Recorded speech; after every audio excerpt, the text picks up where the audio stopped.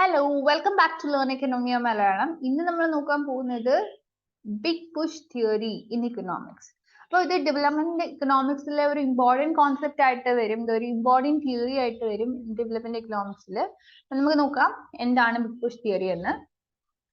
അപ്പോ തുടക്കത്തിലെ തന്നെ നമുക്ക് പറയാം, ബിഗ് പുഷ് തിയറി കൊണ്ടുവന്നത് പ്രൊഫസർ പോൾ ആൻഡ് റോസൻസ്റ്റീൻ ജോർഡൻ ആണ്. It was 1943. In 1943 റോസൻസ്റ്റീൻ ജോർഡൻ ഈ ഒരു തിയറി ഫോർമുലേറ്റ് ചെയ്തത്. അപ്പോൾ ഈ തിയറി അനുസരിച്ചിട്ട് നമുക്കൊരു ബിഗ് പുഷ് വേണം ഇക്കോണമിയിൽ. ആ ബിഗ് പുഷ് ഉണ്ടെങ്കിൽ മാത്രമേ നമുക്ക് ഡെവലപ്മെന്റ് പോസിബിൾ ആവുള്ളൂ. അതായത് നമുക്ക് ഡെവലപ്മെന്റ് വേണമെങ്കിൽ ഒരു ബിഗ് പുഷ് വേണം. അപ്പൊ എന്താണ് ഈ ബിഗ് പുഷ്? ബിഗ് പുഷ് എന്നതുകൊണ്ട് റോസൻസ്റ്റീൻ ജോർഡൻ ഉദ്ദേശിക്കുന്നത് ഒരു കംപ്ലീറ്റ് ഫുള്ളി പവേർഡ് പ്രോഗ്രാം ആണ്, അല്ലെങ്കിൽ ഒരു പാക്കേജ് ആണ്. അവിടെ ഇദ്ദേഹം ഉദ്ദേശിക്കുന്നത് ഇൻവെസ്റ്റ്മെന്റ് ആക്ടിവിറ്റീസ് ആണ്. അപ്പോൾ ഒരു ഹൈ പവേർഡ് ആയിട്ടുള്ള ഇൻവെസ്റ്റ്മെന്റ് സ്പെൻഡിങ് അവിടെ ഉണ്ടെങ്കിൽ മാത്രമേ നമുക്ക് പ്രശ്നത്തിൽ പെട്ടുകിടക്കുന്ന നമ്മുടെ ഇക്കോണമിയെ, പ്രോബ്ലംസ് ഒക്കെ ഉള്ള നമ്മുടെ ഇക്കോണമിയെ മാറ്റിയിട്ട്, ഒബ്സ്റ്റക്കിൾസ് ടു ഡെവലപ്മെന്റ് എല്ലാം മാറ്റിയിട്ട് ഒരു ഡെവലപ്പിംഗ് ഇക്കോണമിക്ക് ഒരു ഗ്രോത്ത് പാത്ത് അവിടെ ഓപ്പൺ ചെയ്യാനായിട്ട് പറ്റുള്ളൂ. അപ്പൊ ബിഗ് പുഷ് കൊണ്ട് ഉദ്ദേശിക്കുന്നത് അത്രയ്ക്കും പവർഫുൾ ആയിട്ടുള്ള ഒരു ഇൻവെസ്റ്റ്മെന്റ് പാക്കേജ് ആണ്. അതാണ് റോസൻസ്റ്റീൻ ജോർഡൻ പറയുന്നത്. ഇപ്പൊ ഒരു അണ്ടർ ഡെവലപ്ഡ് ഇക്കോണമിയെ കരകയറ്റിക്കൊണ്ട് വരാനായിട്ട് പറ്റിയ ഏറ്റവും നല്ല ഒരു ഉപാധിയാണ് നമ്മുടെ ബിഗ് പുഷ് അപ്രോച്ച്, അല്ലെങ്കിൽ ഒരു ഫുള്ളി പവേർഡ് ആയിട്ടുള്ള ഇൻവെസ്റ്റ്മെന്റ് സ്പെൻഡിങ് എന്ന് പറയുന്നത്. അപ്പൊ നമുക്ക് ഡീറ്റെയിൽസിലേക്ക് പോവാം. റോസൻസ്റ്റീൻ ജോർഡൻ ഓൾവേസ് ബിലീവ് ചെയ്തിരുന്നത് നമുക്ക് ഐസൊലേറ്റഡ് ആയിട്ട് അല്ലെങ്കിൽ സ്മോൾ സ്കെയിൽ എഫേർട്സ് നടത്തിയിട്ട് ഒരു പ്രോഗ്രാമിനെ ഇക്കണോമിക് ഗ്രോത്തിലേക്ക് നയിക്കാമെന്ന് കരുതിയിട്ടുണ്ടെങ്കിൽ അത് കഴിയില്ല. കാരണം നമുക്ക് ചിലപ്പോ ഒരു ഷോർട്ട് റണ്ണില് അത് ബെനിഫിറ്റ് തന്നേക്കാം, പക്ഷെ ഒരിക്കലും വിചാരിക്കരുത് അങ്ങനെയുള്ള സ്മോൾ സ്കെയിൽ സ്പെൻഡിങ് നമുക്ക് ലോങ് റണ്ണിൽ ബെനിഫിറ്റ് ഉണ്ടാക്കുമെന്ന്. അതുകൊണ്ട് തന്നെ നമുക്കൊരു പെർട്ടിക്കുലർ പ്രോഗ്രാം എടുക്കുമ്പോൾ, ഒരു പെർട്ടിക്കുലർ സ്കീം എടുക്കുമ്പോൾ, ആ പെർട്ടിക്കുലർ സ്കീമിന് ഒരു സെൽഫ് സസ്റ്റെയിനിങ് ഗ്രോത്ത് പ്രൊമോട്ട് ചെയ്യാൻ പറ്റണമെങ്കിൽ നമ്മൾ എന്ത് ചെയ്യണം? നമ്മൾ എടുക്കുന്ന പ്രോഗ്രാമിന്റെ ആ ഒരു ഇമ്പാക്ട് നമ്മുടെ ഇക്കോണമിയിൽ വലുതായിരിക്കണം, അല്ലെ? ഒരു ലിറ്റിൽ അപ്രോച്ച് എടുക്കുന്നതിനേക്കാൾ ഒരു ബിഗ് അപ്രോച്ച് ആയിരിക്കും ഓൾവേസ് ബെറ്റർ എന്നാണ് ഇദ്ദേഹം പറയുന്നത്. ശരിക്കും നമ്മൾ ഒരു എയർക്രാഫ്റ്റിന്റെ ഒരു എക്സാമ്പിൾ പറഞ്ഞിട്ടാണ് ഇദ്ദേഹം ബിഗ് പുഷ് അപ്രോച്ച് എസ്റ്റാബ്ലിഷ് ചെയ്യുന്നത്. അദ്ദേഹം പറയുന്നുണ്ട്, ഒരു എയറോപ്ലെയിൻ ടേക്ക് ഓഫ് ചെയ്യുന്നതിന് മുന്നേ എന്ത് സംഭവിക്കും? അത് കൂടുതലും ഗ്രൗണ്ട് വർക്ക് അത് തറയിൽ തന്നെ ചെയ്യുന്നുണ്ടായിരിക്കും. അത് ഓൾവേസ് അത് നോക്കും, അത് എല്ലാ കാര്യങ്ങളും പെർഫെക്റ്റ് ആണോ എന്ന്, അതിന്റെ എൻജിൻ ക്വാളിറ്റി, അതിന്റെ ഗ്യാസ് റിലേറ്റഡ് ആസ്പെക്ട്, എവറിത്തിങ് എല്ലാം അത് ചെക്ക് ചെയ്യും. അപ്പോൾ ടേക്ക് ഓഫിന് മുന്നേ തന്നെ ഒരുപാട് ഗ്രൗണ്ട് വർക്ക് നമ്മൾ ചെയ്യേണ്ടതായിട്ടുണ്ട്. സ്പീഡ് കൺട്രോൾ ചെയ്യാൻ പറ്റുന്നുണ്ടോ, എവറിത്തിങ് നമ്മൾ ചെക്ക് ചെയ്യും. എന്നിട്ട് മാത്രമേ നമ്മൾ ടേക്ക് ഓഫ് ചെയ്യത്തുള്ളൂ. പക്ഷേ ഇവിടെ സംഭവിക്കുന്നത് എന്താന്ന് വെച്ചാൽ, നമ്മൾ ഒരു സ്മോൾ രീതിയിൽ ചെറിയ ചെറിയ ആസ്പെക്ട്സ് മാത്രം കൺസിഡർ ചെയ്തിട്ട് ഒരു ഇൻവെസ്റ്റ്മെന്റ് നടത്തുകയാണെങ്കിൽ നേരത്തെ പറഞ്ഞതുപോലെ ഷോർട്ട് റൺ ഇമ്പാക്ട് മാത്രമേ വരത്തുള്ളൂ. അതാണ് അദ്ദേഹം വിളിക്കുന്നത് ബിറ്റ് ബൈ ബിറ്റ് അപ്രോച്ച് എന്ന് പറയുന്നത്. ബിറ്റ് ബൈ ബിറ്റ് അപ്രോച്ച് എന്ന് പറയുമ്പോൾ ലിറ്റിൽ അപ്രോച്ച് ഒരു സ്ഥലത്ത്, ലിറ്റിൽ സ്പെൻഡിങ് മറ്റൊരു സ്ഥലത്ത്. ഇപ്പൊ അഗ്രികൾച്ചർ ഡെവലപ്മെന്റിന് വേണ്ടി കുറച്ച് സ്പെൻഡ് ചെയ്യുന്നു, ഇൻഡസ്ട്രിക്ക് വേണ്ടിയിട്ട് കുറച്ച് സ്പെൻഡ് ചെയ്യുന്നു. അപ്പൊ ഇങ്ങനെയൊന്നും പോരാ. നമ്മൾ ഒരു ഹോൾ ഇക്കോണമിയെ കംപ്ലീറ്റ് ആയിട്ട് എടുത്തിട്ട് ആ ഇക്കോണമിയുടെ എല്ലാ ആസ്പെക്റ്റും എടുത്തിട്ട് അതിന് എങ്ങനെ പെട്ടെന്ന് ഉയർത്തിക്കൊണ്ട് വരാമെന്ന് നോക്കാൻ ഉദ്ദേശിക്കുന്ന ഒരു ഗവൺമെന്റ് ആണെങ്കിൽ ഒരു ബിഗ് ഇൻവെസ്റ്റ്മെന്റ് വെഞ്ചർ അല്ലെങ്കിൽ ഒരു പാക്കേജ് ആയിരിക്കും അവിടെ ഇൻട്രൊഡ്യൂസ് ചെയ്യുന്നത്. അപ്പം റോസസ്റ്റൈൻ റോഡൻ പറയുന്നത് ഈ ബിഗ് പുഷ് അപ്രോച്ച് എന്ന് പറയുന്നത് നമുക്ക് കുറച്ച് ഇൻഡിവിസിബിലിറ്റി ടൈപ്സിനെ എടുത്തിട്ട് വേണം എക്സ്പ്ലെയിൻ ചെയ്യാൻ. ഇപ്പോ ആദ്യത്തെ ഇൻഡിവിസിബിലിറ്റി എന്ന് പറയുന്നത് ഇൻഡിവിസിബിലിറ്റി ഇൻ പ്രൊഡക്ഷൻ ഫംഗ്ഷൻ. പിന്നെ ഉള്ളത് നമുക്ക് ഇൻഡിവിസിബിലിറ്റി ഇൻ ഡിമാൻഡ്, പിന്നെ ഉള്ളത് ഇൻഡിവിസിബിലിറ്റി ഇൻ സപ്ലൈ ഓഫ് സേവിങ്സ്, പിന്നെ സൈക്കോളജിക്കൽ ഇൻഡിവിസിബിലിറ്റീസ്. നമുക്ക് എന്തൊക്കെയാണ് ഇതെല്ലാം എന്ന് നോക്കാം, എക്സ്പ്ലെയിൻ ചെയ്യാം. അപ്പൊ ആദ്യത്തേത് ഇൻഡിവിസിബിലിറ്റി ഇൻ പ്രൊഡക്ഷൻ ഫംഗ്ഷൻ. അപ്പൊ ഒരു പ്രൊഡക്ഷൻ ഫംഗ്ഷൻ എന്നാൽ എന്താണ്? പ്രൊഡക്ഷൻ ഫംഗ്ഷൻ എന്നാൽ ഉദ്ദേശിക്കുന്നത് ഒരു ഫങ്ഷണൽ റിലേഷൻ ആണ്. നമ്മുടെ ഇൻപുട്ടും അല്ലെങ്കിൽ ഇൻപുട്സും പിന്നെ ഔട്ട്പുട്ടും, ഒരുപാട് ഇൻപുട്സ് യൂസ് ചെയ്തിട്ട് നമ്മൾ ഒരു ഔട്ട്പുട്ട് പ്രൊഡ്യൂസ് ചെയ്യും. ഇവർ തമ്മിലുള്ള ഒരു ഫങ്ഷണൽ റിലേഷൻ ആണ് പ്രൊഡക്ഷൻ ഫംഗ്ഷൻ എന്ന് പറയുന്നത്. അപ്പോൾ ഈ ഇൻഡിവിസിബിലിറ്റീസ് ഓഫ് ഇൻപുട്സ് വെച്ചിട്ട് ഉദ്ദേശിക്കുന്നത് എന്താണ്? ചില ഇൻപുട്സ് ഒക്കെ നമുക്ക് ഇൻഡിവിസിബിൾ ആയിരിക്കും. ഫോർ എക്സാമ്പിൾ നമുക്ക് ഇലക്ട്രിസിറ്റി, ട്രാൻസ്പോർട്ടേഷൻ എക്സെട്ര. അപ്പൊ നിങ്ങൾക്ക് ചിലപ്പോ ഒരു 15 കിലോ പ്രൊഡക്ട്സ് മാർക്കറ്റിൽ എത്തിക്കണം എന്ന് വിചാരിക്കുക. ഒരു 15 കിലോ പ്രൊഡക്റ്റ് മാർക്കറ്റിൽ എത്തിക്കണം. അപ്പോൾ ചിലപ്പോൾ നിങ്ങൾ നിങ്ങളുടെ കാർ എടുക്കുമായിരിക്കും ഈ 15 കിലോ പ്രൊഡക്റ്റ് നിങ്ങളുടെ മാർക്കറ്റിൽ എത്തിക്കാൻ വേണ്ടി, വിൽക്കാൻ വേണ്ടിയിട്ട്. അതേപോലെ തന്നെ ചിലപ്പോൾ നിങ്ങൾക്ക് നിങ്ങളുടെ കയ്യിൽ ഒരു 35 കിലോ പ്രൊഡക്റ്റ് ആണെങ്കിലും നിങ്ങൾ സെയിം കാർ തന്നെ എടുത്തിട്ടാണ് ഈ സാധനം കൊണ്ടുപോയി വിൽക്കുന്നത്. Just think about transportation cost. അവിടെ ഈ 15 കിലോ സാധനം മാർക്കറ്റിൽ കൊണ്ടുപോയി വിൽക്കാനും നിങ്ങളുടെ കാർ എടുക്കുന്നു, നിങ്ങൾ പെട്രോളിന് വേണ്ടിയിട്ട് സ്പെൻഡ് ചെയ്യുന്നു. 35 കിലോ സാധനം മാർക്കറ്റിൽ കൊണ്ടുപോയി വിൽക്കാനും സെയിം ട്രാൻസ്പോർട്ടേഷൻ കോസ്റ്റ് തന്നെയായിരിക്കും ഇൻകർ ആവുന്നത്. അപ്പോ ഇത് ഇൻഡിവിസിബിലിറ്റി എന്നാണ് അവിടെ പറയുന്നത്. നമുക്ക് ഒരിക്കലും അതിനെ ഡിവൈഡ് ചെയ്ത് ചെറുതാക്കാൻ പറ്റില്ല. അതായത് 15 കിലോക്ക് ഇത്ര ട്രാൻസ്പോർട്ടേഷൻ ചാർജ് മാത്രമേ ആവത്തുള്ളൂ,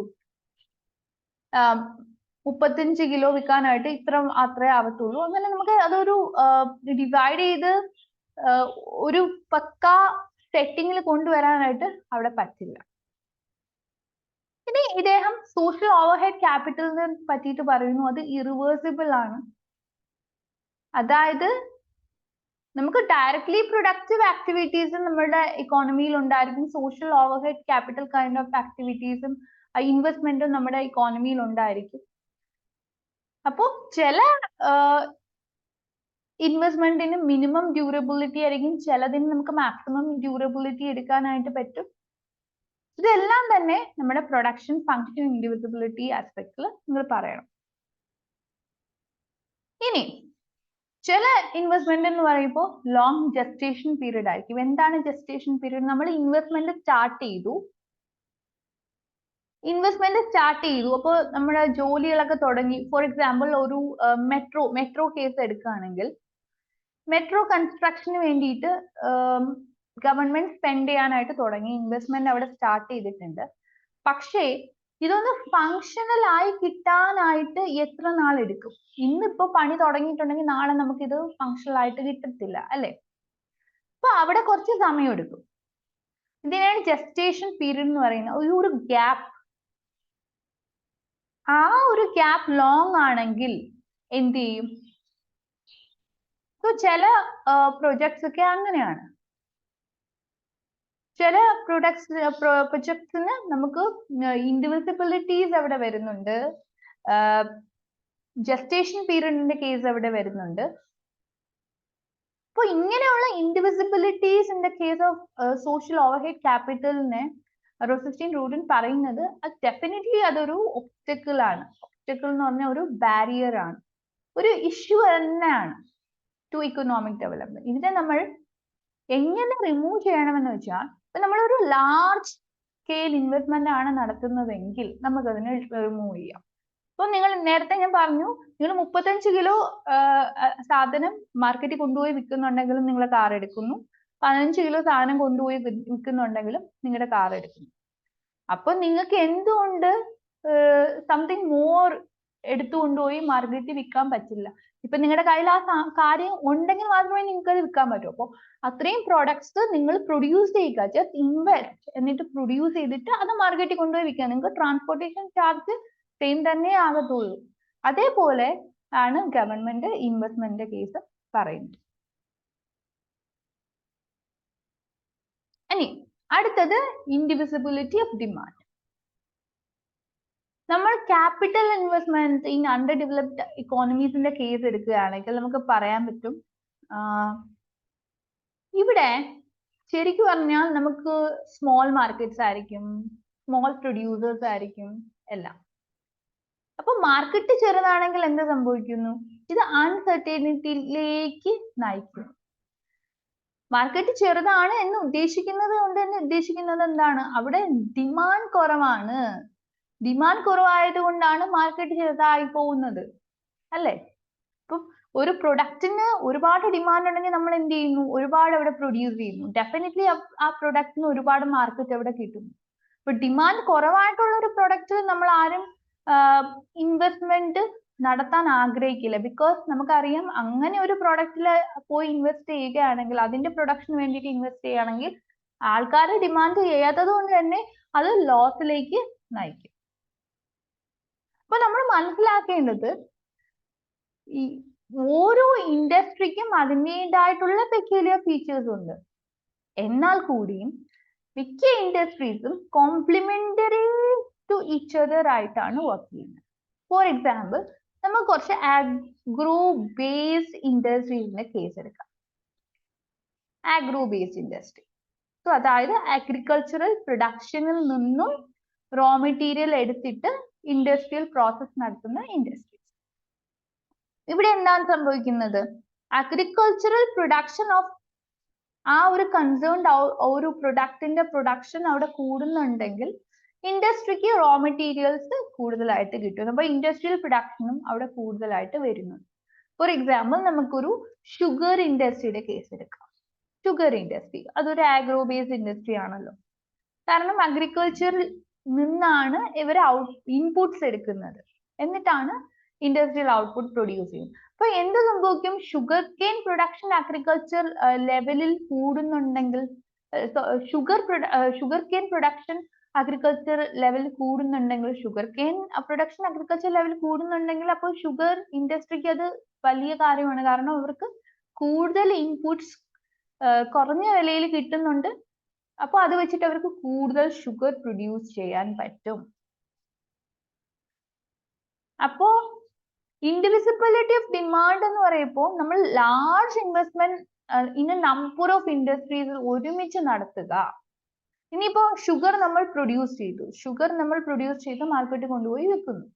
അതൊരു അഗ്രികൾച്ചർ ടു ഇൻഡസ്ട്രി എങ്ങനെയാണ് ഇൻഫ്ലുവൻഷ്യൽ ആയിട്ട് വരുന്നത് എന്നാണ് നമ്മൾ കണ്ടത്. ഇനി ഇൻഡസ്ട്രിയൽ ലെവൽ പ്രൊഡക്ഷനും അഗ്രികൾച്ചർ ലെവലിൽ ഇൻഫ്ലുവൻസ് ചെയ്യപ്പെടുന്നുണ്ട്. സെർട്ടൻ ഇൻഡസ്ട്രീസ് ഉണ്ടായിരിക്കും. നമ്മുടെ ഫെർട്ടിലൈസർ പ്രൊഡ്യൂസ് ചെയ്യുന്ന ഇൻഡസ്ട്രി, ഫെർട്ടിലൈസർ ഇൻഡസ്ട്രി. അപ്പൊ ഈ ഫെർട്ടിലൈസർ ഇൻഡസ്ട്രീസ് കൂടുതൽ ഫെർട്ടിലൈസർ പ്രൊഡ്യൂസ് ചെയ്യുന്നുണ്ടെങ്കിൽ എന്താണ്? ഇത് ചിലപ്പോൾ നമ്മുടെ ഷുഗർ ഇൻഡസ്ട്രിയിൽ, ഷുഗർ അഗ്രികൾച്ചറിൽ ഈ ഫെർട്ടിലൈസേഴ്സ് വാങ്ങിച്ച് ഉപയോഗിക്കുന്നുണ്ടായിരിക്കും. അങ്ങനെയായിരിക്കും അവർക്ക് ചിലപ്പോൾ കൂടുതൽ ഷുഗർ പ്രൊഡ്യൂസ് ചെയ്യാൻ പറ്റിയത്. അങ്ങനെയായിരിക്കും ചിലപ്പോൾ ഷുഗർ ഇൻഡസ്ട്രിക്ക് കൂടുതൽ ഷുഗർ പ്രൊഡ്യൂസ് ചെയ്യാൻ പറ്റിയത്. അതായത് ഫെർട്ടിലൈസർ ഇൻഡസ്ട്രി കൂടുതൽ ഫെർട്ടിലൈസർ പ്രൊഡ്യൂസ് ചെയ്യുന്നു. ആ ഫെർട്ടിലൈസേഴ്സ് വാങ്ങിച്ചു ഷുഗർ കെയിൻ ഫാമേഴ്സ് യൂസ് ചെയ്യുമ്പോൾ കൂടുതൽ ഷുഗർ കെയിൻ പ്രൊഡക്ഷൻ അവിടെ നടക്കുന്നു. ആ ഷുഗർ കെയിൻ വാങ്ങിച്ച് നമ്മുടെ ഷുഗർ ഇൻഡസ്ട്രിയിലെ ഇൻഡസ്ട്രിയൽ യൂസ് ചെയ്യുമ്പോൾ അവിടെ നമുക്ക് കൂടുതൽ ഷുഗർ പ്രൊഡക്ഷൻ നടക്കുന്നുണ്ട്. ഇതെല്ലാം വരുന്നുണ്ട്, അല്ലെ? അപ്പൊ നമുക്ക് പറയാൻ പറ്റുന്നത് ഒരു mutually connected kind of experience ആണ്.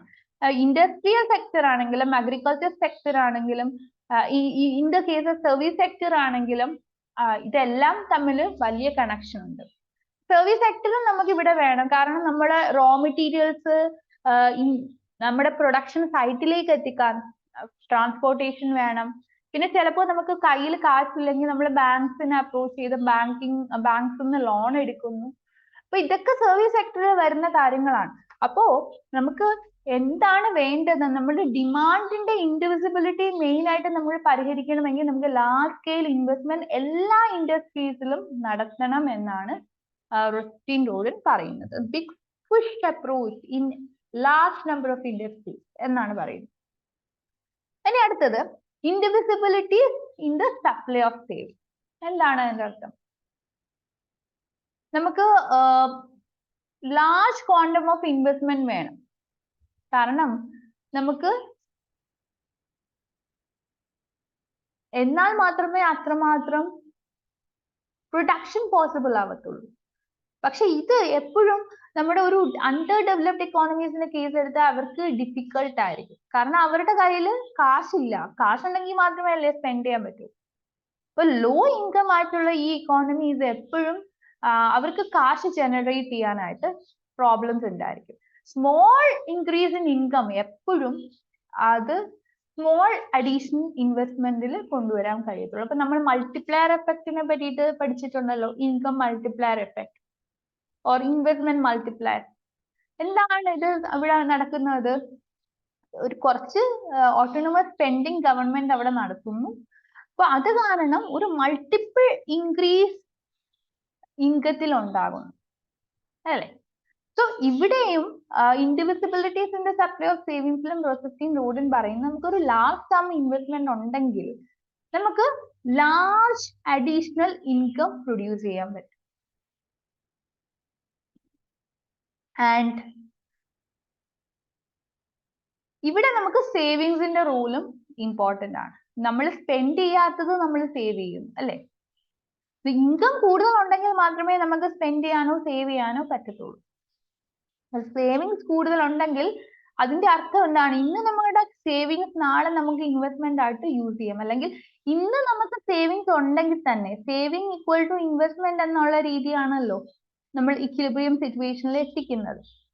അതായത് നിങ്ങളിപ്പോ കൺസ്യൂമേഴ്സ് ആണ്, നിങ്ങളുടെ കയ്യിൽ കുറെ കാശുണ്ട്, നിങ്ങൾ ആ സേവിങ് ബാങ്കിൽ കൊണ്ടിടുന്നു. അപ്പൊ ബാങ്ക് എന്ത് ചെയ്യുന്നു? നിങ്ങളുടെ ഡെപ്പോസിറ്റ് അക്കൗണ്ടിൽ കിടക്കുന്ന ആ കാശ് നിങ്ങൾക്ക് ഡെഫിനറ്റ്ലി അവിടെ ഒരു അസറ്റ് ആയിട്ട് കിടക്കും. പക്ഷെ ബാങ്കിന് ഇത് എടുത്ത് ലോൺസ് കൊടുക്കാം. ലോൺസ് കൊടുക്കുന്നത് വഴി അവിടെ ഗവൺമെന്റിന് അല്ല ഇൻവെസ്റ്റ്മെന്റ് പോസിബിലിറ്റീസ് നടക്കുന്നുണ്ട്. നേഷൻ ഡെവലപ്പ് ആകാൻ ഇത് വലിയ രീതിയിൽ അസിസ്റ്റ് ചെയ്യും. അടുത്തത് സൈക്കോളജിക്കൽ ഇൻഡിവിസിബിലിറ്റി. ഇവിടെയും റോസ്റ്റിൻ റോഡൻ പറയുന്നത് ചെറിയ ചെറിയ എഫോർട്ട് എടുത്തുകൊണ്ട് വലിയ കാര്യമൊന്നുമില്ല. നമുക്ക് ഇക്കണോമിക് ഗ്രോത്ത് ആൻഡ് ഡെവലപ്മെന്റ് പെട്ടെന്ന് എങ്ങനെ പോസിബിൾ ആവും ഇൻ ഇഫക്റ്റീവ് സെൻസ്. ഇഫക്റ്റീവ് ആയി എഫിഷ്യന്റ് ആയി നമുക്ക് എങ്ങനെയാണ് പെട്ടെന്ന് ഗ്രോത്ത് പോസിബിലിറ്റി നടക്കുക? ഇവിടെയും നമുക്ക് ലാർജ് സം ഇൻവെസ്റ്റ്മെന്റ് ഉണ്ടായിരിക്കണം. കാരണം നമുക്ക് ഒരുപാട് ഇക്കോണമീസ് വരാൻ ചാൻസ് ഉണ്ട്. എന്താണ് economies? Economies of scale, diseconomies of scale എന്നൊക്കെ പറയുന്നത്. സോ ഇക്കോണമീസ് ഓഫ് സ്കെയിൽ എന്ന് പറഞ്ഞപ്പോൾ ദ പോസിറ്റീവ് ആസ്പെക്ട്, പോസിറ്റീവ് ആയിട്ടുള്ള കാര്യങ്ങൾ നമുക്ക് വരണമെങ്കിൽ അണ്ടർ ഡെവലപ്ഡ് കൺട്രീസിന് ഇത് പോസിബിൾ ആവണമെങ്കിൽ നമ്മൾ ബൾക്കായിട്ട് ഇൻവെസ്റ്റ്മെന്റ് നടത്തണം. പക്ഷേ ഇങ്ങനെയൊക്കെ റോസ്റ്റിൻ പറയുമ്പോഴും നമുക്ക് ഒരു പരിധി വരെ ഓക്കെ ഇത് പോസിബിൾ ആക്കിയാൽ നമുക്ക് അണ്ടർ ഡെവലപ്ഡ് കൺട്രീസിന് ഒരു പ്രോബ്ലമാറ്റിക് സിറ്റുവേഷനിൽ നിന്ന് എസ്കേപ്പ് റെസ്ക്യൂ ചെയ്യാൻ പറ്റും എന്ന് നമ്മൾ വിചാരിക്കുന്നത്. പക്ഷേ അതിന്റെ അർത്ഥം എന്നും ഈ റോസ്റ്റിൻ റോഡൻ പറയുന്ന കാര്യങ്ങൾ ആൾക്കാർ വിശ്വസിച്ചിരുന്നു എന്നല്ല. ഡെഫിനറ്റ് ആയിട്ടും ഒരുപാട് ക്രിറ്റിസിസം ഫേസ് ചെയ്ത ഒരു തിയറിയാണ് നമ്മുടെ ബിഗ് പുഷ് തിയറി അപ്രോച്ച്.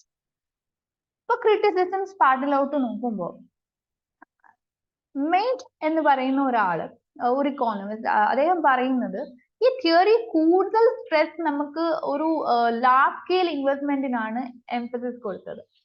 ഇത് ലാർജ് സ്കെയിൽ ഇൻവെസ്റ്റ്മെന്റ് വേണം എന്നാണ് പറഞ്ഞുകൊണ്ടിരിക്കുന്നത്. പക്ഷെ ഇത് മനസ്സിലാക്കുന്നില്ല. നമ്മുടെ അണ്ടർ ഡെവലപ്ഡ് ഇക്കോണമീസിൽ ഫൈനാൻഷ്യൽ കൺസ്ട്രെയിൻസ് ഉണ്ട്. നമ്മുടെ കയ്യിൽ ഇന്നഫ് റിസോഴ്സസ് ഇല്ലാത്തത് കൊണ്ടാണ് നമുക്ക് സ്പെൻഡ് ചെയ്യാൻ പറ്റാത്തത്. അല്ലാതെ ആരും മനഃപൂർവ്വം സ്പെൻഡ് ചെയ്യാണ്ടിരിക്കുന്നതല്ല. അപ്പൊ അണ്ടർ ഡെവലപ്ഡ് ഇക്കോണമീസിൽ ശരിക്കും പറഞ്ഞാൽ ഓൺട്രപ്രീനിയറിയൽ സ്കിൽസ് കുറവായിരിക്കും, ലേബേഴ്സിന്റെ സ്കിൽസ് അവിടെ കുറവായിരിക്കും, ക്യാപിറ്റൽ ഇല്ലായിരിക്കും. ഇതൊക്കെ ഇല്ലാത്തത് കൊണ്ടാണ് നമ്മൾ സ്പെൻഡ് ചെയ്യാത്തത്, ഇല്ലാത്തത് കൊണ്ടാണ് നമുക്ക് ഇൻവെസ്റ്റ് ചെയ്യാൻ പറ്റാത്തത്. ഇതൊക്കെയാണ് നമുക്ക് പ്രശ്നങ്ങൾ ഉണ്ടാക്കുന്നത്.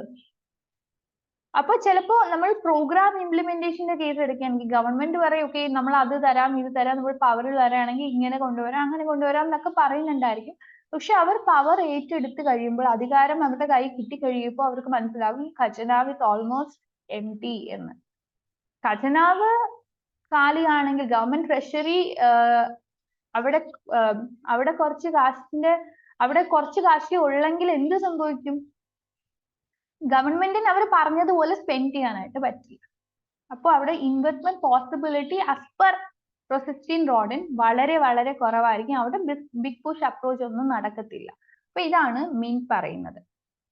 ഇനി എലിസ് എന്ന് പറയുന്ന ഒരു പേഴ്സൺ, ഇക്കോണമിസ്റ്റ്, അദ്ദേഹം പറയുന്നത് ഇവിടെ നമ്മൾ സേവിങ്സിന്റെ കാര്യങ്ങളൊക്കെ പറയുന്നുണ്ട്. ഓക്കെ, സേവിങ്സ് ഹൈ, നമുക്ക് ഒരുപാട് ഇൻവെസ്റ്റ്മെന്റ് പോസിബിലിറ്റീസ് വരുന്നുണ്ട്, ഇൻവെസ്റ്റ്മെന്റും ഹൈ ആകും എന്നൊക്കെ പറയുന്നുണ്ട്. പക്ഷേ റോസസ്റ്റീൻ റോഡിൻ ഒരു കാരണം വെച്ചാലും റിസ്ക് എന്ന് പറയുന്ന ഒരു എലമെന്റിനെ പറ്റിയിട്ട് പറയുന്നില്ല. റിസ്ക് ഫാക്ടർ എന്താണ്, റിസ്ക് ഫാക്ടർ ഉണ്ടോ ഇല്ലയോ, ഇതിനെ പറ്റിയിട്ടേ പറയുന്നില്ല. ഇവിടെ സംഭവിക്കുന്നത് എന്താണ്, നമ്മൾ ബിസിനസിനെ പറ്റിയിട്ടാണ് ചിന്തിക്കുന്നത് അല്ലെ. ഒരുപാട് ഇൻവെസ്റ്റ്മെന്റ് പോസിബിലിറ്റി വരണമെങ്കിൽ ആദ്യമായി ആൾക്കാർക്ക് ഒരു ആന്റിസിപ്പേഷൻ ഉണ്ടായിരിക്കണം, അല്ലെങ്കിൽ ഒരു എക്സ്പെക്ടേഷൻ ഉണ്ടായിരിക്കണം. ഓക്കെ, ഞാൻ ഇന്നിപ്പോ ഇവിടെ സ്പെൻഡ് ചെയ്യുമ്പോൾ എനിക്ക് നാളെ പ്രോഫിറ്റ് കിട്ടും എന്ന്. ഈ ഒരു എക്സ്പെക്ടേഷൻ ഉണ്ടെങ്കിൽ മാത്രമേ ആൾക്കാർക്ക് കൊണ്ടുപോയി ഇൻവെസ്റ്റ് ചെയ്യാനായിട്ട് പറ്റത്തുള്ളൂ. അങ്ങനെ ഒരു കംപ്ലീറ്റ് എക്സ്പെക്ടേഷൻ നമുക്ക് ഉണ്ടെങ്കിൽ, ആ എക്സ്പെക്ടേഷൻ നാളെ അതേപോലെ റിയലൈസ് ചെയ്യാൻ പറ്റുന്നുണ്ടെങ്കിൽ നമുക്ക് ഇൻവെസ്റ്റ് ചെയ്യാം. അതർവൈസ് എന്താണ് സംഭവിക്കുന്നത്? അതർവൈസ് നമ്മൾ ചിലപ്പോൾ എക്സ്പെക്ട് ചെയ്യുന്നുണ്ടായിരിക്കും, നമ്മുടെ മാർക്കറ്റിലെ ഇംപെർഫെക്ഷൻസ് കാരണം, അല്ലെങ്കിൽ നമ്മുടെ മാർക്കറ്റിലെ അൺസർട്ടനിറ്റി സിറ്റുവേഷൻ കാരണം നമ്മൾ നമ്മുടെ എക്സ്പെക്ടേഷൻസ് ചിലപ്പോൾ റിയലൈസ് ചെയ്യാൻ പറ്റുന്നുണ്ടാവില്ല. അപ്പോ ചിലപ്പോൾ അത് ലോസിലേക്ക് നയിക്കും. ഇത് ഇങ്ങനെയുള്ള ഒരു ഫിയർ ആണ് ആൾക്കാരെ ഇൻവെസ്റ്റ്മെന്റ് ചെയ്യാനായിട്ട് സമ്മതിക്കാത്തത്. അവർ വിചാരിക്കും ഓക്കെ, ഞാനിപ്പോ എന്റെ കയ്യിലിരിക്കുന്ന കാശ് എല്ലാം കൂടി എടുത്തിട്ട് ഇന്ന ഏരിയയിൽ സ്പെൻഡ് ചെയ്യുകയാണെങ്കിൽ what will happen if there is a loss tomorrow? നാളെ ഒരു ലോസ് വന്നാൽ ഞാൻ എന്ത് ചെയ്യും? എന്റെ കയ്യിലിരിക്കുന്ന കാശ് അതുകൊണ്ട് ഞാൻ എന്റെ കയ്യിൽ തന്നെ വെച്ചേക്കും, അല്ലെങ്കിൽ ഞാൻ ബാങ്കിൽ കൊണ്ട് ഇടുകയോ അല്ലെങ്കിൽ ഞാൻ വേറെ എന്തെങ്കിലും ചെയ്യുകയോ ചെയ്യും, പക്ഷെ ഞാൻ ഇൻവെസ്റ്റ് ചെയ്യില്ല. ഇങ്ങനെ ചിന്തിച്ചാൽ ഇൻവെസ്റ്റ്മെന്റ് പോസിബിൾ ആവില്ല. സോ എലിസ് പറയുന്നത് നമ്മുടെ റോസസ്റ്റീൻ റോഡിൻ ഒരു കാരണവശാലും ഈ റിസ്ക് എലമെന്റിനെ പറ്റിയിട്ട് ഒരു കാര്യവും പറഞ്ഞിട്ടില്ല. നമ്മുടെ ഇക്കോണമിയിൽ ഒരുപാട് പ്രശ്നങ്ങളുണ്ട്. നമ്മുടെ ഇക്കോണമി ഒരു കാരണവശാലും പെർഫെക്റ്റ് അല്ല. നമ്മൾ ജീവിക്കുന്ന ഇക്കോണമി ഇംപെർഫെക്റ്റ് കോമ്പറ്റീഷൻ ആണ്. അവിടെ നടക്കുന്നത് ഇൻഫോർമേഷൻ അസിമെട്രി ആണ്. അവിടെ റിസ്ക് ഉണ്ട്, അൺസർട്ടനിറ്റി ഉണ്ട്, ഒബ്സ്റ്റക്കിൾസ് ഉണ്ട്, പ്രോബ്ലംസ് ഉണ്ട്, എല്ലാം ഉണ്ട്. അങ്ങനെയുള്ള ഒരു ഇക്കോണമിയിൽ അത്രയ്ക്കും റിസ്ക് അവേഴ്സ് ആയിട്ടുള്ള ആൾക്കാർക്ക് മാത്രമേ ഇൻവെസ്റ്റ് ചെയ്യാനായിട്ട് സാധിക്കുകയുള്ളൂ. എസ്പെഷ്യലി നമ്മുടെ ക്യാപിറ്റൽ മാർക്കറ്റ് എടുക്കുവാണെങ്കിൽ തന്നെ അത്രയ്ക്കും റിസ്ക് അവേഴ്സ് ആയിട്ടുള്ള ആൾക്കാർ മാത്രമേ അവിടെ ഇൻവെസ്റ്റ് ചെയ്യുന്നുള്ളൂ. അപ്പൊ ഇതിനെ പറ്റിയിട്ടൊന്നും നമ്മുടെ റോസസ്റ്റീൻ റോഡിൻ പറഞ്ഞില്ലല്ലോ എന്നാണ് എലിസ് പറയുന്നത്. ഇനി ഇദ്ദേഹം പറയുന്നത്, അതായത് നമ്മുടെ റോസസ്റ്റീൻ റോഡിൻ പറയുന്നത് ഒരു simultaneous development of all the sectors വേണം എന്നാണ് പറയുന്നത്. പക്ഷെ സൈമൾട്ടേനിയസ് ഡെവലപ്മെന്റ് പോസിബിലിറ്റി എപ്പോഴും നമുക്ക് പറ്റുമോ? ഈ തിയറി അസ്യൂം ചെയ്യുന്നത് simultaneous development would create some indivisibilities or external economies എന്നാണ്. ഇവിടെ നമ്മൾ ട്രെയിനിങ്ങിനെ പറ്റിയിട്ട് പറയുന്നുണ്ട്, ആൾക്കാർക്ക് ട്രെയിനിങ് കൊടുക്കണം, സ്കില്ല് വേണം, എന്നാൽ മാത്രമേ നമുക്ക് ലോങ് റണ്ണിൽ ഒരു ഡെവലപ്മെന്റ് പോസിബിലിറ്റി ഉണ്ടാവത്തുള്ളൂ എന്നൊക്കെ പറയുന്നുണ്ട്. പക്ഷേ ഇദ്ദേഹം ഡിസ് ഇക്കോണമീസിനെ പറ്റിയിട്ട് പറയുന്നില്ല. എന്തുകൊണ്ട് ഇദ്ദേഹം നെഗറ്റീവ് ഇഫക്റ്റിനെ പറ്റി പറയുന്നില്ല? ഓക്കെ, നെഗറ്റീവ് ഇഫക്റ്റിന്റെ ചാൻസേ ഇദ്ദേഹം എടുക്കുന്നില്ല. അങ്ങനെ ഒരു പോസിബിലിറ്റി ഉണ്ടാകും എന്ന് പോലും ഇദ്ദേഹം പറയുന്നില്ല.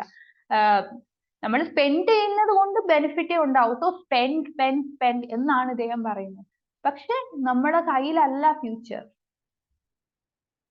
എന്ത് വേണോ എപ്പോ വേണോ വരാം. ഇപ്പൊ തന്നെ കോവിഡ് പാൻഡമിക്കിന്റെ കേസ് ആർക്കും അത് പ്രെഡിക്റ്റ് ചെയ്യാൻ പറ്റിയിട്ടുണ്ടായിരുന്നില്ല.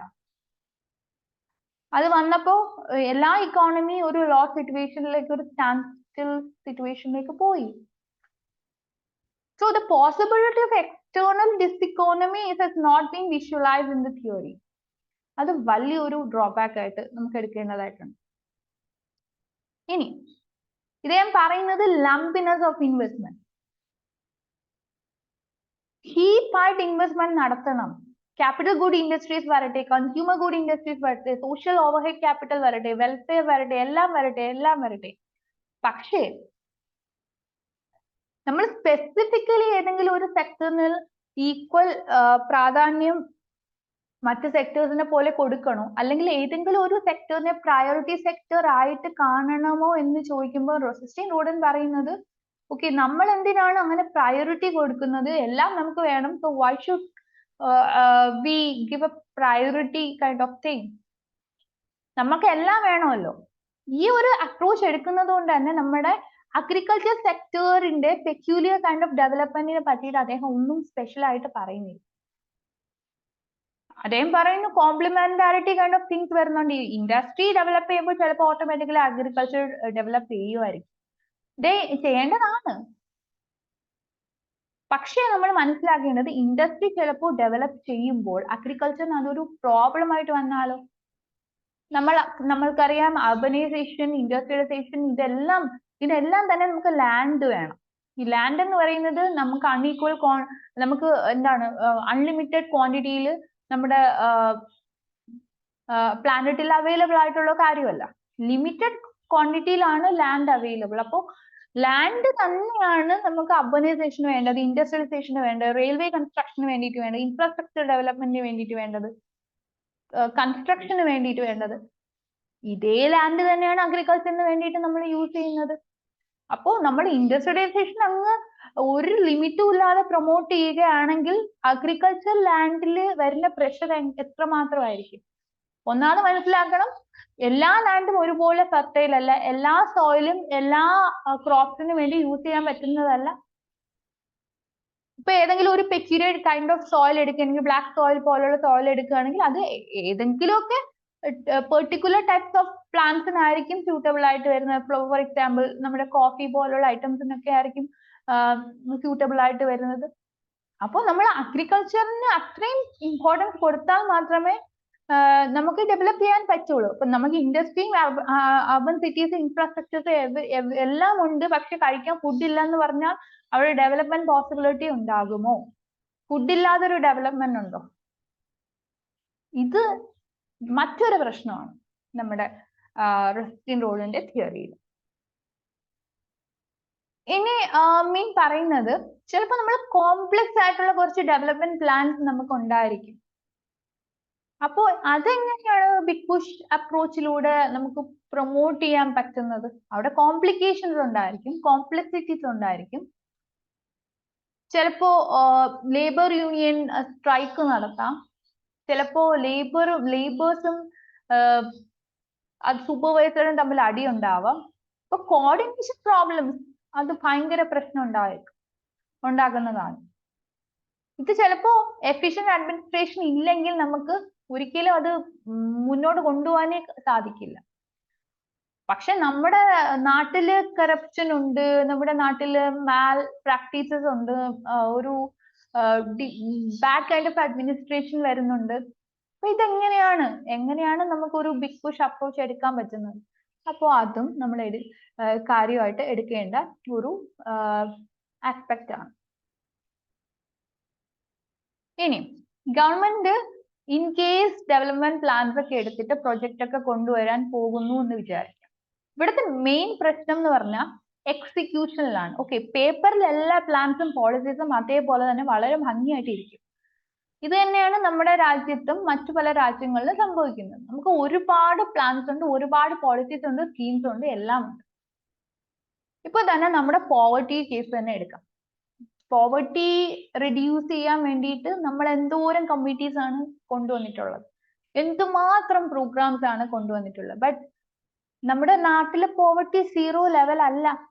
ഇത്രയും കാര്യങ്ങൾ കൊണ്ടുവന്നിട്ടും എന്തുകൊണ്ടാണ് നമുക്ക് ആ ഒരു സീറോ ലെവലിലേക്ക് അറ്റ്ലീസ്റ്റ് ഒരു ദാറ്റ് മച്ച് ലോ ലെവലിലേക്ക് എന്തുകൊണ്ട് എത്തിക്കാൻ പറ്റുന്നില്ല?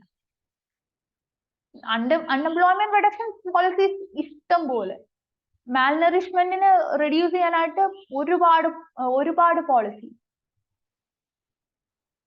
പക്ഷെ എന്തുകൊണ്ട് എവൻ ലിറ്ററസി പ്രൊമോട്ട് ചെയ്യാനായിട്ട് ഇഷ്ടം പോലെ പോളിസീസ് ഉണ്ട്.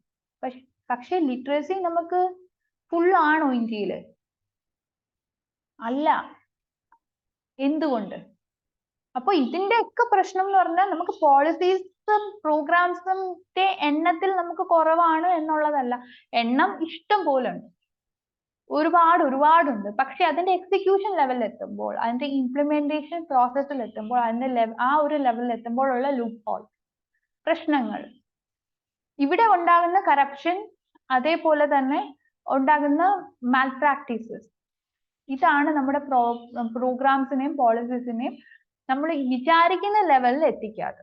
പിന്നെ പ്രോഗ്രാംസിന്റെ പോളിസീസിന്റെ ഒക്കെ അപ്രോപ്രിയേറ്റ് ആയിട്ടുള്ള റിവിഷൻ നടക്കുന്നുണ്ടോ, റിവ്യൂ നടക്കുന്നുണ്ടോ, ഇതെല്ലാം തന്നെ നമുക്ക് പ്രശ്നങ്ങൾ ഉണ്ടാക്കുന്ന കാര്യമാണ്. നമുക്ക് ശരിക്കും ഭയങ്കര എളുപ്പമാണ്, ഓക്കെ ഇത് ഇംപ്ലിമെന്റ് ചെയ്യാം, ദാറ്റ് ഇംപ്ലിമെന്റ് ചെയ്യാം, ഇത് ഇംപ്ലിമെന്റ് ചെയ്താൽ അത് വരും, ഇത് ഇംപ്ലിമെന്റ് ചെയ്താൽ ഇത് വരും എന്നൊക്കെ പറയാൻ എളുപ്പമാണ്, വളരെ എളുപ്പമാണ്. ഫണ്ട് അലോക്കേറ്റ് ചെയ്യാനും ചിലപ്പോൾ എളുപ്പമായിരിക്കും, പക്ഷെ അത് എക്സിക്യൂട്ട് ചെയ്യാനാണ് ഏറ്റവും ബുദ്ധിമുട്ട്. അപ്പൊ ഇതിനെ പറ്റിയിട്ടൊന്നും റോസസ്റ്റീൻ റോഡൻ പറയുന്നില്ല. അതും നമ്മുടെ ബിഗ് പുഷ് തിയറിയുടെ വലിയൊരു ഡ്രോബാക്ക് ആണ്. ഇനി ജേക്കബ് വിനർ എന്ന് പറയുന്ന ഒരു ഇക്കോണമിസ്റ്റ്, അദ്ദേഹം പറയുന്നത് നമുക്ക് കോസ്റ്റിനെ പറ്റിയിട്ട് ചിന്തിക്കുമ്പോൾ നമുക്ക് ഔട്ട്പുട്ട് എക്സ്പാൻഡ് ചെയ്യണമെങ്കിൽ ഡെഫിനറ്റ്ലി അവിടെ കോസ്റ്റ് കൂടും. ഡെഫിനറ്റ്ലി ഔട്ട്പുട്ട് കൂട്ടാനാണ് നിങ്ങളുടെ ഉദ്ദേശമെങ്കിൽ നിങ്ങൾ മനസ്സിലാക്കേണ്ട വേറൊരു കാര്യം, വെറുതെ ഇരുന്നുകൊണ്ട് നിങ്ങൾക്ക് ഔട്ട്പുട്ട് കൂട്ടാൻ പറ്റില്ല. കോസ്റ്റ് നിങ്ങൾ ഇൻകർ ചെയ്താൽ മാത്രമേ ഔട്ട്പുട്ട് നിങ്ങൾക്ക് കൂട്ടാൻ പറ്റൂ. ഇനി ഇദ്ദേഹം പറയുന്നത് എന്താണ്, റോസസ്റ്റീൻ റോഡൻ പറയുന്നത് എന്താണ്, നിങ്ങൾ ഔട്ട്പുട്ട് ഇൻക്രീസ് ചെയ്യൂ, ഓട്ടോമാറ്റിക്കലി കോസ്റ്റ് അവിടെ കുറയാനായിട്ടുള്ള ചാൻസ് ഉണ്ട്. പക്ഷെ ഇതൊരു കോൺട്രഡിക്ഷൻ സൃഷ്ടിക്കുന്നില്ലേ എന്ന് നമ്മൾ നോക്കേണ്ടതായിട്ടുണ്ട്. ഇത് theory should have explain both aspects of development. പക്ഷെ അത് അദ്ദേഹം ചെയ്യുന്നില്ല. റോസസ്റ്റീൻ റോഡൻ പറയുന്നത് നിങ്ങൾ വെറുതെ ഔട്ട്പുട്ട് കൂട്ടിക്കോളൂ, ഔട്ട്പുട്ട് കൂട്ടാനായിട്ട് സ്പെൻഡ് ചെയ്യൂ, എക്സ്പാൻഡ് ചെയ്യൂ, ഇൻഡസ്ട്രീസ് എക്സ്പാൻഡ് ചെയ്യൂ. അങ്ങനെ വരുമ്പോൾ നിങ്ങൾക്ക് കോസ്റ്റ് ഓട്ടോമാറ്റിക്കലി കുറഞ്ഞിട്ട് നിങ്ങളുടെ ഡെവലപ്മെന്റ് പോസിബിൾ ആകും എന്ന് മാത്രമേ ഇദ്ദേഹം പറയുന്നുള്ളൂ. ബട്ട് മറ്റേ സൈഡ്, അതർ സൈഡ് അദ്ദേഹം എടുക്കുന്ന കൂടിയില്ല. സോ കോസ്റ്റ് റിഡക്ഷൻ ആസ്പെക്ടിനെ പറ്റി ഡെഫിനറ്റ് ആയിട്ടും പറയണം, കാരണം അത് ഇക്കണോമിക്സിൽ ഡെവലപ്മെന്റ് പോസിബിലിറ്റി ഉണ്ടാക്കുന്ന ഒരു ഏരിയ ആണ്. പക്ഷെ കോസ്റ്റ് കൂടാനുള്ള ഒരു പോസിബിലിറ്റി അത് അദ്ദേഹം പറയുന്നില്ല. അത് ഈ തിയറിയുടെ ഒരു ഡ്രോബാക്ക് തന്നെയാണ്.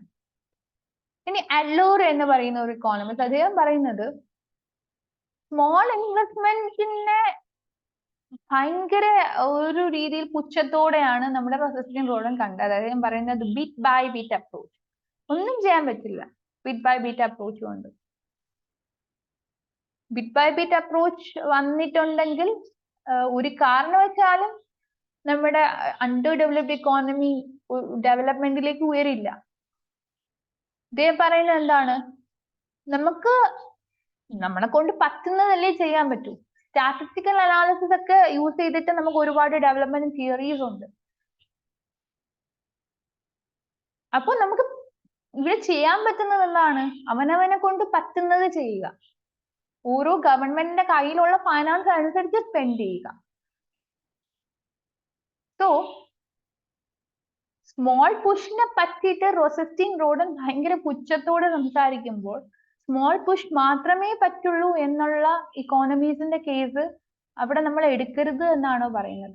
Let them do whatever they can, അതിനവരെ അനുവദിക്കുക, അല്ലെ? സോ അഗൈൻ അതും ഒരു ക്രിറ്റിസിസമാണ്. റോസസ്റ്റീൻ റോഡൻ സ്മോൾ പുഷ് എന്നുള്ള ഒരു ആസ്പെക്റ്റിനെ പറ്റിയിട്ട് കൺസിഡർ ചെയ്യാത്തതും ഒരു ഇഷ്യൂ തന്നെയാണ്.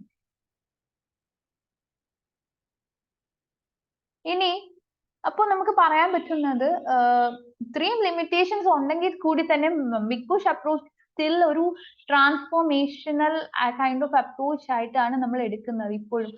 നമ്മുടെ ഇക്കോണമിയെ ട്രാൻസ്ഫോം ചെയ്യാൻ പറ്റുന്ന തരത്തിലുള്ള ഒരു ഐഡിയ ആയിട്ട് തന്നെയാണ് എടുക്കുന്നത്. സോഷ്യോ എക്കണോമിക് സെറ്റപ്പ് എടുത്ത് നോക്കുവാണെങ്കിൽ ഒരു ഡെഫിനറ്റ്ലി ഈ ഒരു ആസ്പെക്ട് എന്ന് പറയുന്നത് നമ്മുടെ ഇക്കോണമിയുടെ ഡെവലപ്മെന്റിന് വളരെ വളരെ ഇമ്പോർട്ടന്റ് ആയിട്ടുള്ള ഒരു സംഭവമാണ്. ഇപ്പൊ ഡയറക്ട്ലി പ്രൊഡക്റ്റീവ് ആക്ടിവിറ്റീസ് ആണെങ്കിലും സോഷ്യൽ ഓവർഹെഡ് ക്യാപിറ്റൽ എന്നുള്ള കേസ് ആണെങ്കിലും ഇപ്പൊ നിങ്ങൾക്ക് പലർക്കും സോഷ്യൽ ഓവർഹെഡ് ക്യാപിറ്റൽ എന്താണെന്നും ഡയറക്ട്ലി പ്രൊഡക്റ്റീവ് ആക്ടിവിറ്റീസും എന്താണെന്നും നിങ്ങൾക്ക് കൺഫ്യൂഷൻ ഉണ്ടായിരിക്കും. സോ ഡെഫിനറ്റ്ലി നമ്മൾ അതിന് ഡീറ്റെയിൽഡ് ആയിട്ട് കാണുന്നതാണ്. സോ ഒന്നുണ്ടെങ്കിൽ മാത്രമേ മറ്റേത് ഉള്ളൂ എന്ന് നമ്മൾ ജസ്റ്റ് മനസ്സിലാക്കിയിരിക്കുക. അപ്പൊ കൂടുതൽ ഞാൻ അതിന്റെ എക്സ്പ്ലനേഷനിലേക്ക് പോകുന്നില്ല, കാരണം അത് തന്നെ എക്സ്പ്ലെയിൻ ചെയ്യാനായിട്ട് ഒരുപാടുണ്ട്. അപ്പൊ നമുക്ക് അത് സെപ്പറേറ്റ് ആയിട്ട് ഒരു സെക്ഷനിൽ എടുക്കാം. അപ്പൊ ഇത്രയും മനസ്സിലാക്കുക. നമ്മുടെ ബിഗ് പുഷ് അപ്രോച്ച് എന്ന് പറയുമ്പോൾ ഒരുപാട് ഐഡിയാസ് കൊണ്ടുവന്ന ഒരു തിയറിയാണ് ഇക്കണോമിക് ഡെവലപ്മെന്റിന് വേണ്ടിയിട്ട്. പക്ഷെ അതിന്റെ അർത്ഥം അത് കംപ്ലീറ്റ്ലി അത് പറയുന്ന ഐഡിയാസിനോട് നമുക്ക് എല്ലാവർക്കും യോജിക്കാൻ പറ്റും എന്നല്ല, അതിന് ഒരുപാട് ക്രിട്ടിക്കൽ ആസ്പെക്ട്സും ഉണ്ട്. So that's it. ഇന്നത്തെ സെഷൻ അതായിരുന്നു. Thank you for watching. നിങ്ങൾക്ക് നമ്മുടെ ചാനൽ ലൈക്ക് ചെയ്യാം, ഷെയർ ചെയ്യാം ആൻഡ് സബ്സ്ക്രൈബ് ചെയ്യാം. പിന്നെ നമ്മുടെ ടെലഗ്രാം കമ്മ്യൂണിറ്റിയിൽ ജോയിൻ ചെയ്യാം. അവിടെ നിങ്ങൾക്ക് notes, previous year question papers ഒക്കെ അവൈലബിൾ ആയിരിക്കും. പിന്നെ നമുക്ക് ലേൺ എക്കണോമി ആപ്പ് ഉണ്ട്, അത് നിങ്ങൾക്ക് ഡൗൺലോഡ് ചെയ്യാം. ഇപ്പൊ ഈ ടെലഗ്രാം കമ്മ്യൂണിറ്റിയുടെയും ലേൺ എക്കണോമി ആപ്പിന്റെയും ലിങ്ക് ഞാൻ ഡിസ്ക്രിപ്ഷൻ ബോക്സിൽ കൊടുക്കാം. സോ അതാണിത് ഇന്നത്തെ topic of discussion. Bye bye and thank you for watching.